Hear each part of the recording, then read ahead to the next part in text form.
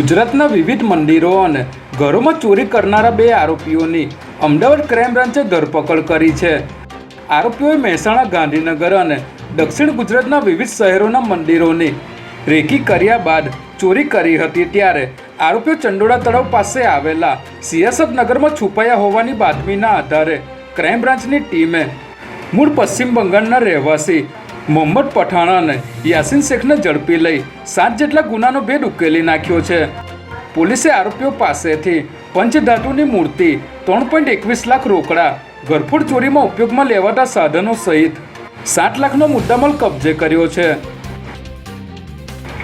ગુજરાત સરકાર દ્વારા પ્રી સ્કૂલોની નોંધણી માટે નવા નિયમો જાહેર કરવામાં આવ્યા છે, પરંતુ આ નિયમો અત્યંત કડક હોવાથી પ્રી સ્કૂલ સંચાલકોમાં ભારે રોષ જોવા મળી રહ્યો છે. પ્રી સ્કૂલ ચલાવવા સંચાલક પાસે સ્થળ પરનું બીયુ પરમિશન અને 15 વર્ષનો ભાડા કરાર ફરજિયાત કરવામાં આવ્યો છે.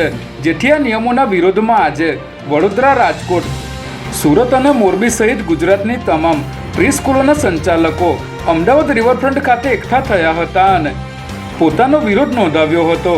જેમાં રાજ્યના મુખ્યમંત્રી, શિક્ષણ મંત્રી સહિતના અધિકારીઓને રજૂઆત કરીને આ નિયમોમાં ફેરફાર કરવાની માંગ કરવામાં આવી છે.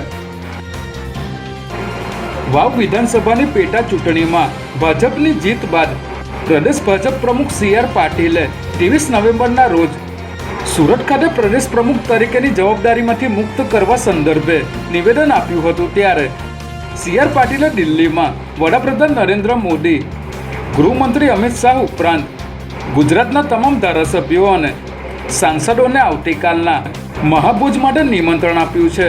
જેને લઈને હવે CR પાટીલ ગુજરાત ભાજપ પ્રદેશ પ્રમુખની જવાબદારીમાંથી મુક્ત થવા જઈ રહ્યા હોવાની અટકળો ચાલી રહી છે અને આ મહાભોજને તેમની ફેરવેલ પાર્ટી ગણવામાં આવી રહી છે.